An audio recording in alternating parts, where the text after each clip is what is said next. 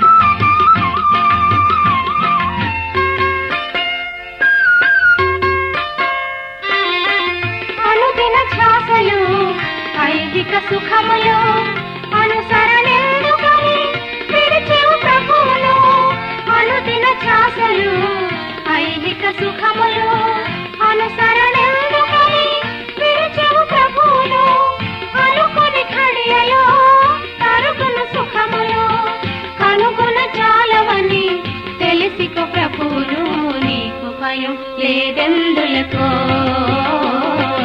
నీకు భయం లేదెందులకో. ఏకరీతి పగలు రేలో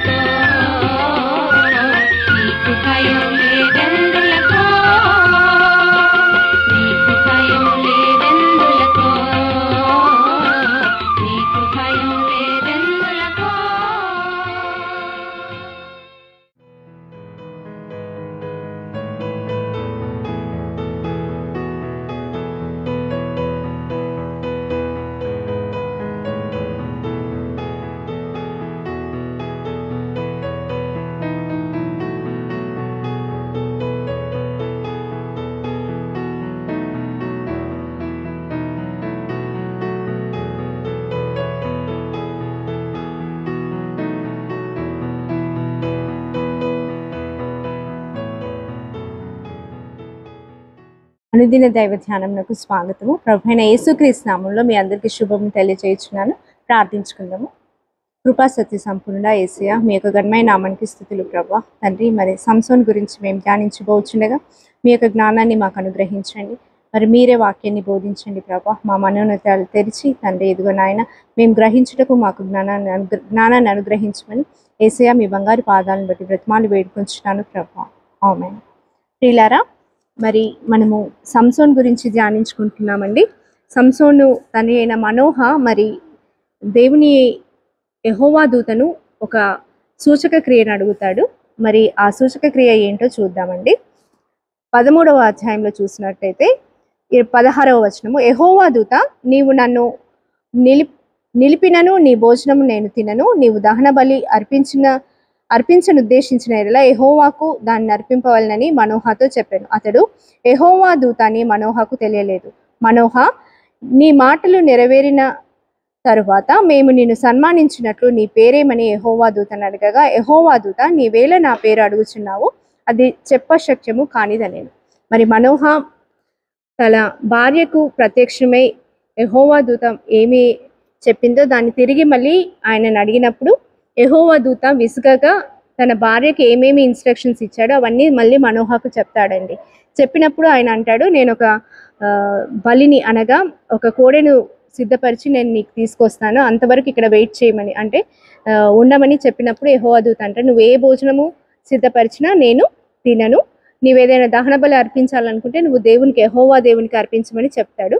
అప్పుడు మనోహ అంటాడు, మరి ఈ సూచక క్రియలు ఇవన్నీ చూయించారు కదా, మరి నీవు చెప్పిన మాట నెరవేరినప్పుడు నిన్ను గణపరచుటకు మరి నీ పేరేంటి అని అడిగినప్పుడు యెహోవా దూత చెప్తాడు, నీవేళ నా పేరు అడుగుచున్నావు, అది చెప్పశక్యము కానిది అని చెప్తాడు. అనగా మనుషులకు చెప్పశక్యము కాని పేరు నాదని యెహోవా దూత చెప్పినప్పుడు మనోహ చాలా భయపడతాడు. ఏంటంటే దేవుణ్ణి మనం ప్రత్యక్షంగా చూసాము అన్న భయంతో భార్యతో అంటాడు, మనం మరణం పొందుతామేమో, మరి దేవుణ్ణి మనం ప్రత్యక్షంగా చూసాం కదా అన్నప్పుడు మనోహ భార్య అంటుంది, లేదు, దేవుడు మనల్ని చంపగోరినట్టయితే మరి ఆయన కార్యము నెరవేర్చుకుంటకు అనగా ఆయన కార్యం చేసుకుంటకు మనల్ని ఎందుకు ఎంచుకుంటాడు? ఆయన దహన బలులను కోరు దేవుడు కాదు కాబట్టి మనం అర్పించిన మరి దహన బలిని తీసుకోలేదు, మనల్ని దేవుడు ఎట్టి పరిస్థితుల్లో చంపడు అనేసి మనోహకు ధైర్యం చెప్పినట్టు మనం చూస్తాం. ఈ విధంగా మరి మనోహకు మరియు ఆయన భార్యకి ఈ సంసోను జన్మిస్తాడండి. సంసోను నాజీరు చేయబడ్డవాడు. ఆయన నెత్తిపైన అనగా ఆయన తలపైన మంగళకత్తి వేయడానికి వీలు లేదని యెహోవా దూత వారికి సూచన ఇచ్చి ఉన్నాడు. మరి ఈ సమయంలో సంసోను పెద్దవాడై చాలా బలవంతుడిగా ఉంటాడు. మరి యెహోవా ఫిలిస్తీన్ల మధ్య ఈయన యొక్క కార్యము చేయుటకు సంసోన్ను రేపుతాడు, అనగా సంసోన్ని ప్రేరేపిస్తాడు. మరి ఈ సందర్భంలో సంసోను తిమ్నాతునకు వెళ్తాడు. వెళ్ళినప్పుడు అక్కడ ఫిలిస్తీయురాల్ని ఒక స్త్రీని చూసి ఆయన మోహించి తన తల్లిదండ్రులకు చెప్తాడు. ఏమనగా, ఈ తిమ్నాతు పట్టణంలో ఉన్న ఈ ఫిలిస్తీయురాల్ని నేను వివాహం చేసుకుంటాను అన్నప్పుడు మరి మనోహ మరియు ఆయన యొక్క భార్య బాధపడతారు. మన స్వజనము ఉండగా ఫిలిస్తీయురాల్ని వివాహం చేసుకోవడం ఎందుకు అని అన్నప్పుడు సంసోను వినకుండా, లేదు, నేను తిమ్నాతు పట్టణానికి చెందిన ఫిలిస్తీయురాల్ని నేను వివాహం చేసుకుంటాను, మీరు వెళ్ళి వారితో మాట్లాడమని వారిని తల్లిదండ్రులను తీసుకుని తిమ్నాతు పట్టణానికి బయలుదేరతాడు. తిమ్నాత్కు వెళ్ళినప్పుడు వెళ్ళే దారిలో వారికి ఒక సింహము ఎదురవుతుంది. సింహం వీరిపై దాడి చేయడానికి ప్రయత్నం చేసినప్పుడు యెహోవా ఆత్మ ఈయన మీదికి సంసోన్ మీదికి వచ్చినప్పుడు ఆయన సింహాన్ని ఒక మేక పిల్లను చీల్చిన విధంగా చీల్చి చంపేస్తాడు.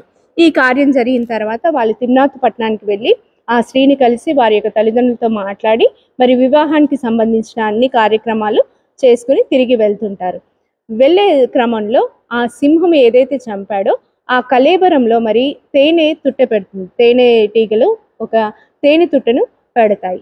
మరి సంసోను ఆ చనిపోయిన కళేబరం దగ్గరికి వెళ్ళి ఆ కళేబరంలో ఉన్న తేనె తుట్టును తీసుకుని తేనెను తాగి తిరిగి వారి యొక్క తల్లిదండ్రులకు కూడా ఈ తేనె తట్టును తీసుకెళ్ళి ఇస్తారు. మరి మనోహకు ఆయన భార్యకి ఇది సింహపు కళేబరంలో నుండి వచ్చిన తేనె అని తెలియకుండా వారు కూడా కుమారుడు ఇచ్చాడు కదా అనేసి వాళ్ళు తెలియకుండానే తాగుతారు. ఇక్కడ చూసినట్టయితే సంసోను నాజీరు చేయబడి ఫిలిస్తీయులను జయించుటకు యెహోవా చేత ఏర్పరచబడిన ఒక న్యాయాధిపతిగా చూస్తాం. మరి ఆయన కొద్దిగా లోకము రీతిగా అనగా లోకానుసారంగా జీవించుటకు ఇష్టపడినట్టు చూస్తాం. మొట్టమొదటిగా తన శత్రువైన ఫిలిస్తీయుల స్త్రీని ఆయన మోహిస్తాడు.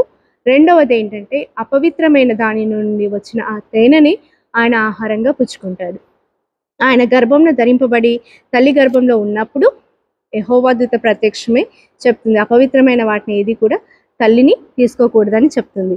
మరి అంత పవిత్రంగా జన్మించిన ఈ వ్యక్తి మరి అపవిత్రమైన వాటి వైపు మొగ్గు చూపుతూ ఉంటాడు. అనగా సంసోని యొక్క పతనాన్ని మనము ఇక్కడ స్టెప్ బై స్టెప్ చూడవచ్చండి. ఈ విధంగా అలా చేసిన తర్వాత ఆయన ఒక విందును ఏర్పాటు చేస్తాడు. తన భార్య నిమిత్తము విందును ఏర్పాటు చేసి ఆ వచ్చిన ఎవరైతే అతిథులు ఉంటారో వారి ముందు ఒక విప్పుడు కథను, ఒక పొడుపు కథను ఆయన చెప్తాడు. దాన్ని 7 రోజుల్లో విప్పిన వారికి 30 నారబట్టలు, నార అంగీలను బహుమతిగా ఇస్తానని చెప్తాడు. అదేంటనగా బలమైన దానిలో నుండి తీపి వచ్చెను, తిను దానిలో నుండి తిండి వచ్చెను అనేను. ఆ బలమైన దానిలో నుండి తీపి వచ్చింది, తినే దానిలో నుండి తీపి వచ్చిందని ఆయన చెప్తాడు. ఈ ప్రశ్నకి అనగా ఈ పొడుపు కథకు, ఈ విప్పుడు కథకు ఎవరికి కూడా సమాధానం దొరకదు. మరి ఆ సమయంలో ఫిలిస్తీయులు ఏం చేస్తారనగా ఈ ఎవరైతే తిమ్నాతు పట్టణంలో నివసించి ఈయనకు భార్యగా చేయబడిన స్త్రీని వారు భయపెట్టి, మరి నీ భర్త దగ్గర నువ్వు దీని యొక్క సమాధానాన్ని కనుక్కో, లేదంటే నిన్ను నీ కుటుంబాన్ని మేము చంపేస్తామని ఆ అమ్మాయిని భయపెట్టిస్తారు. ఆ స్త్రీ ఏం చేస్తుందంటే సంసోన్ని అడుగుతుంది ప్రేమగా, మరి నువ్వు ఏదైతే విప్పుడు కథ చెప్పావో దాని యొక్క సమాధానం ఏంటి అని కనుక్కొని ఈ ఫిలిస్తీన్లకు చెప్తుంది. అప్పుడు వాళ్ళు చెప్తారు, తేనె కంటే తీపి అయినది ఏముంది, సింహము కంటే బలమైనది ఏముంది అని చెప్తారు. అంటే అందులో ఆన్సర్ వచ్చేసింది. సింహపు నుండి వచ్చిన ఈ తేనెను వాళ్ళు సమాధానంగా చెప్పినప్పుడు ఆయనకి అర్థమైపోతుంది సంసోనికి. ఏమని అంటాడంటే, నా దూడతో దున్నకపోయిన ఎడల నా విప్పుడు కథను విప్పలేక ఇందురని వారితో చెప్పాను. అంటే మీరు నన్ను మోసం చేశారు, నా భార్యని భయపెట్టి అనగా నా భార్య ద్వారా మీరు సమాధానాన్ని తీసుకున్నారు అనేసి ఆయనకి కోపం వచ్చేసి అక్కడ పక్కన ఉన్న ప్రదేశానికి వెళ్ళి, వేరే గ్రామానికి వెళ్ళి అక్కడ ఉన్న వారిని సంహరించి అక్కడ నుండి ఒక 30 అంగీలను తీసుకొచ్చి ఎవరైతే విప్పుడు కథ విప్పారో వారికి బహుమానంగా ఇస్తాడు. ఈ విధంగా సంసోన్ ఏం చేస్తాడంటే దేవుడు ఆయనకి ఇచ్చిన బలాన్ని, ఆ యొక్క శక్తిని అనవసరమైన విషయాలకి అనగా ఫిలిస్తీన్లను జయించుటకు ఇచ్చిన బలాన్ని దుర్వినియోగం చేయడానికి ఆయన పూనుకుంటాడు. మరి తిరిగి సంసోన్ మరి ఏ విధంగా పడిపోయాడు, దేవుని వైపు ఎలా తిరిగాడో నెక్స్ట్ ఎపిసోడ్లో ధ్యానించుకుందాము.